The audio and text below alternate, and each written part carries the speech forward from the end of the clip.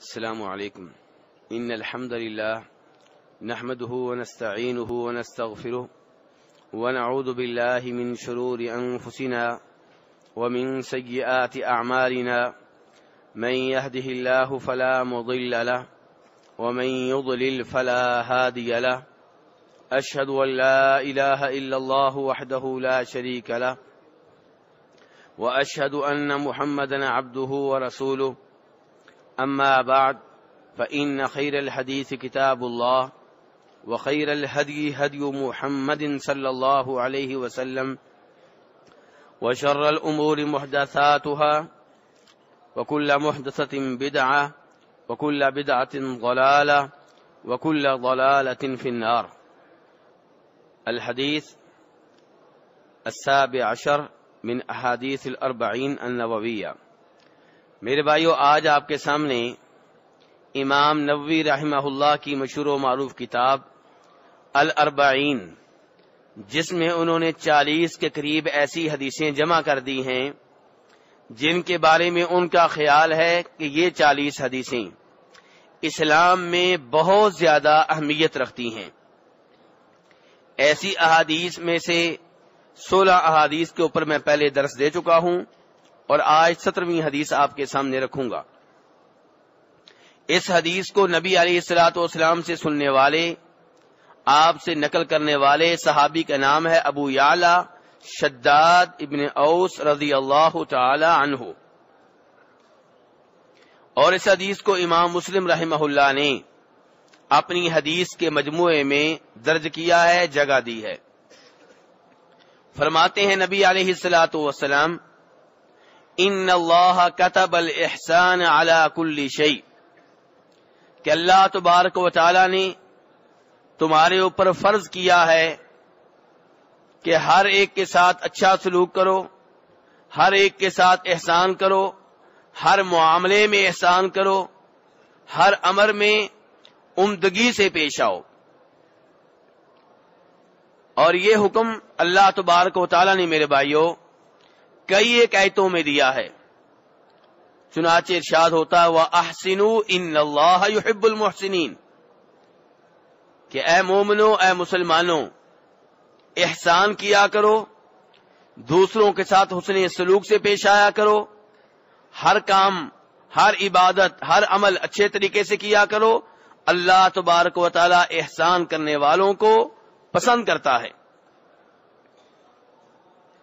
قارون کو یہ نصیحت کی گئی تھی کہ وہ احسن کما احسن اللہ الیک، کہ اللہ نے تیرے اوپر احسان کیا، اللہ نے تجھے بہت مال دیا ہے، بڑی دولت دی ہے، اللہ کا تیرے اوپر بڑا فضل ہے، تو بھی اب لوگوں کے ساتھ احسان کر. سورہ رحمان میں اللہ تعالیٰ فرماتے ہیں هل جزاء الاحسان الا الاحسان، جو اچھا کام کرے اس کو بدلہ بھی اچھا ہی ملتا ہے. تو اس لیے میرے بھائیو، نماز پڑھیں تو بہت ہی خوبصورت طریقے سے پڑھیں. حدیث جبریل ہے جو بخاری مسلم وغیرہ میں آئی ہے، اس میں جناب جبریل علیہ السلام نبی علیہ السلام سے سوال کرتے ہیں کہ مل احسان، احسان کسے کہتے ہیں؟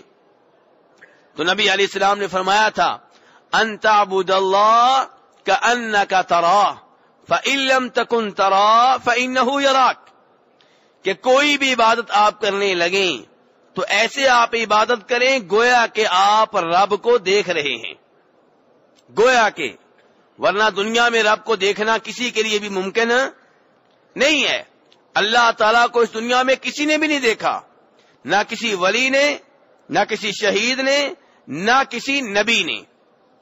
جناب محمد علیہ الصلوۃ والسلام جو کہ ہمارے آخری نبی ہیں، اور جناب موسیٰ علیہ السلام، ان دو نبیوں کو یہ اعزاز تو ملا ہے کہ انہوں نے اللہ کا کلام اللہ کی آواز میں سنا ہے، لیکن اللہ کو دیکھنے کا شرف اس دنیا میں انہیں بھی حاصل نہیں ہوا. عام طور پہ نبی علیہ السلام پہ جو وحی نازل ہوتی تھی اس کا طریقہ کار کیا تھا؟ کون لے کر آتے تھے؟ جبریل علیہ السلام. کلام اللہ کا لیکن آواز جبریل علیہ السلام کی. اور کبھی وہی آپ کے اوپر نازل ہوتی خواب کی شکل میں، اور کبھی آپ کے دل میں وہی ڈال دی جاتی. لیکن اللہ کا کلام اللہ کی آواز میں سنا ہو، ایسا اسراء و معراج کے موقع پہ ہوا ہے، اس سے پہلے یا بعد میں ایسا نہیں ہوا. ہمارے ایک اور نبی جناب موسیٰ علیہ السلام، انہوں نے کوہ طور پہاڑ پہ کھڑے ہو کے اللہ کا کلام سنا اللہ کی آواز میں، اور جب یہ گزارش کی کہ یا اللہ تجھے دیکھنا چاہتا ہوں، اللہ نے کہا لن ترانی، موسیٰ تم مجھے کبھی نہیں دیکھ سکو گے. اللہ نے کہا البتہ ایک بات ضرور ہے کہ یہ پہاڑ ہے، پہاڑ کے اوپر میری تجلی ہوگی، اگر پہاڑ نے میری تجلی کو برداشت کر لیا تو تم بھی مجھے دیکھ لینا. لیکن جب اللہ نے اپنی تجلی پہاڑ کو دکھائی تو پہاڑ ریزہ ریزہ ہو گیا. پہاڑ کا یہ حشر دیکھ کے موسیٰ علیہ السلام بے ہوش ہو گئے.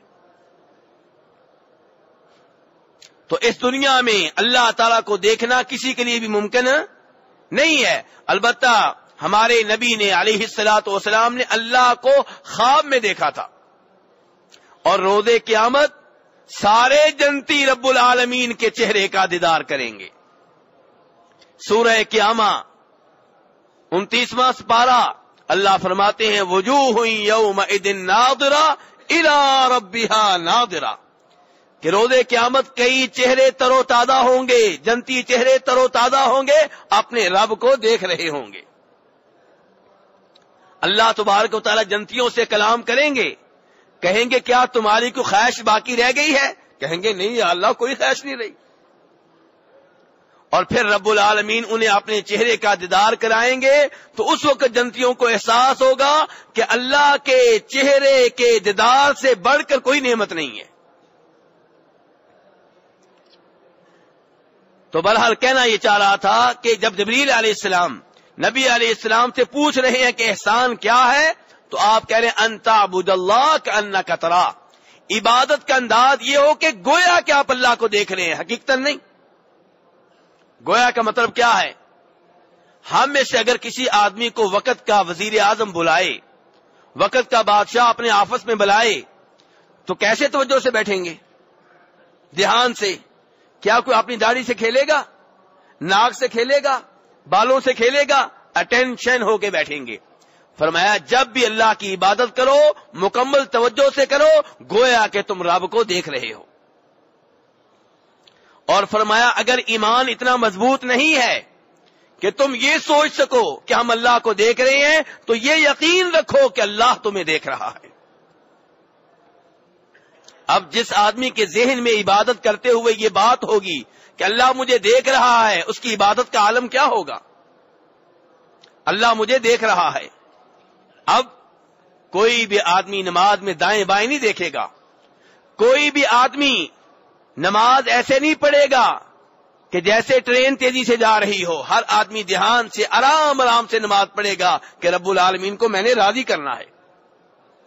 واجبی کاروائی پوری نہیں کرنی، رکوع بڑے آرام سے کرے گا، رکوع کے بعد بڑے آرام سے کھڑا ہوگا، سجدہ بڑے آرام سے کرے گا، سجدوں کے درمیان بڑے آرام سے بیٹھے گا. یہ ہے عبادت میں احسان، عبادت میں عمدگی پیدا کرنا. روزہ رکھے گا تو صرف کھانے سے دور نہیں رہے گا، غیر عورتوں کو دیکھنے سے بھی پرہیز کرے گا، گندی فلمیں دیکھنے سے بھی دور رہے گا، کیونکہ اس کو پتا ہے کہ میرا رب مجھے دیکھ رہا ہے. جب آپ کے ذہن میں یہ ہوگا کہ رب مجھے دیکھ رہا ہے، عبادت کا انداز تبدیل ہو جائے گا. طواف کر رہا ہے، طواف کرتے ہوئے دھیان اللہ کی طرف ہے، اللہ سے باتیں کر رہا ہے، اللہ سے مانگ رہا ہے، اللہ سے سوال کر رہا ہے، اللہ سے توبہ کر رہا ہے، اللہ کے سامنے رو رہا ہے، اللہ سے سرگوشیاں کر رہا ہے. عبادت کا انداز تبدیل ہو گیا ہے. اور جس کے ذہن میں یہ نہیں ہے کہ اللہ مجھے دیکھ رہا ہے، اس نے کتاب کھولی ہوئی ہے، اس کے دھیان میں یہ ہے کہ مولوی صاحب نے کہا تھا پہلے چکر کی دعائیں یہ ہیں، دوسرے کی یہ ہیں، وہ اسی چکر میں لگا رہے گا کہ میں نے دعائیں مکمل کرنی ہے، رب کی طرف دھیان نہیں ہوگا. اور جب پہلا چکر مکمل ہوگا، لوگ کہیں گے حاجی صاحب آگے چلیں. وہ کہے گا بھئی میری پہلے چکر کی دعائیں ختم نہیں ہوئی، میں کیسے آگے چلوں؟ وہاں پہ پھر اختلاف، لڑائی جھگڑا. حالانکہ نبی علیہ الصلوۃ والسلام سے طواف کے دوران ایک ہی دعا ثابت ہے، ربنا آتنا فی الدنیا حسنہ، رکن یمانی سے لے کے حجر اسود تک. باقی چکر میں میرے بھائیوں جو آپ کو آتا ہے پڑھیں، کتابیں کھولنے کی کوئی ضرورت نہیں ہے. سورہ فاتحہ پڑھیں، سورہ فلق پڑھیں، سورہ اخلاص پڑھیں، درود شریف پڑھیں، دعائیں کریں، پنجابی میں، پشتو میں، اردو میں، انگلش میں، بہن بھائیوں کے لیے، والدین کے لیے، اولاد کے لیے، ملک کے لیے، امت مسلمہ کے لیے، مرحومین کے لیے. طواف کرتے ہوئے کتابیں کھولنے کا وقت نہیں ہے، دل کو رب العالمین سے ملانے کا وقت ہے، رب العالمین سے لنک قائم کرنے کا وقت ہے، رب العالمین سے مضبوط تعلق قائم کرنے کا وقت ہے. تو بہرحال احسان کی تعریف نبی علیہ السلام کیا کر رہے ہیں کہ اللہ کی عبادت ایسے کرو گویا کہ اللہ آپ کو دیکھ رہا ہے، گویا کہ آپ اللہ کو دیکھ رہے ہیں. اور اگر یہ درجہ حاصل نہیں ہے تو یقین رکھیں کہ اللہ آپ کو دیکھ رہا ہے. میرے بھائیوں، تو نبی علیہ السلام آج والی حدیث میں جو آج میں آپ کے سامنے پیش کر رہا ہوں یہی فرما رہے ہیں کہ اللہ نے احسان فرض کر دیا ہے ہر معاملے میں، ہر چیز میں. بیگم سے آپ گفتگو کر رہے ہیں، اگر اس میں عمدگی نہیں ہوگی آپ بدتمیزی کریں گے، آپ گالیاں دیں گے، آپ ایسے گفتگو کریں گے گویا کہ وہ جانور ہو، انسان نہ ہو. لیکن جب آپ اس میں احسان پیدا کر لیں گے پھر بڑے اخلاق سے پیش آئیں گے، پیار و محبت سے گفتگو کریں گے. احسان ہر چیز میں ہے، نبی اسلام فرما رہے ہیں. اولاد سے گفتگو کریں گے اس میں بھی بڑی عمدگی ہوگی، بڑی نرمی ہوگی. پڑوسی سے گفتگو کریں گے بڑے اچھے طریقے سے گفتگو کریں گے. رشتہ داروں سے گفتگو کریں گے بڑے اچھے طریقے سے گفتگو کریں گے. جانور سے بھی آپ کا سلوک بڑا اچھا ہوگا. احسان، ہر چیز میں احسان. آگے فرمایا نبی علیہ السلام نے مثالیں دیتے ہوئے، احسان کی مثال خود آپ نے بھی دی ہے. فرمایا فَإِذَا قَتَلْتُمْ فَأَحْسِنُوا الْقِتْلَ، جب کسی کو قتل کرنے لگو تو قتل بھی بڑے احسان سے کرو، بڑے اچھے طریقے سے کرو. قاتل ہے، قاتل نے جرم کیا ہے، کسی کو قتل کیا تھا اور آج اس کے بدلے میں قصاص کے طور پہ اسے قتل کیا جا رہا ہے. اب قتل کرنے کے دو طریقے ہیں. ایک یہ ہے کہ ظالمانہ طریقے سے قتل کرنا، اور آپ اخبارات میں پڑھتے ہوں گے ایسے واقعات آتے ہیں کہ اپنے مخالفین سے بدلہ لیا گیا. اور کیسے قتل کیا گیا؟ پہلے انگلیاں کاٹی گئی زندہ آدمی کی، پھر بازو کاٹا گیا، پھر دوسرا بازو کاٹا گیا، پھر پاؤں کاٹا گیا، پھر دوسرا پاؤں کاٹا گیا، ناک کاٹا گیا، کان کاٹے گئے، آنکھیں نکالی گئیں. قتل یہ بھی ہو رہا ہے. اور قتل یہ بھی ہے، شریعت کہتی ہے کہ جب کوئی قتل کا حقدار ہو، حکومت جب کسی قاتل کو قتل کرنے لگے تو جس کی ڈیوٹی لگے اسے ایسے طریقے سے قتل کرے کہ قتل کرنے میں احسان ہو، عمدگی ہو، ظلم نہ ہو، تشدد نہ ہو. تلوار سے گردن الگ کر دیں، بات ختم ہو. آپ کیوں اسے چھوٹے چھوٹے زخم لگا رہے ہیں، تکلیف دے رہے ہیں؟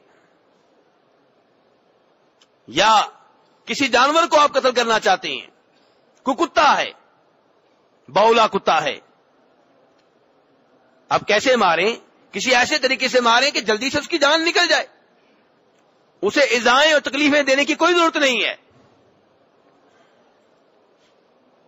یہ الگ بات ہے کہ اگر کوئی ایسا قاتل ہے جس نے جب قتل کیا تھا تو بڑے ظالمانہ طریقے سے قتل کیا تھا، تو اب اس کا جو قصاص ہوگا وہ بھی اسی طریقے سے ہوگا. اور اس کی ایک مثال نبی علیہ السلام کے زمانے میں کہ ایک مسلمان لڑکی کو ایک یہودی نے قتل کیا. کیسے قتل کیا؟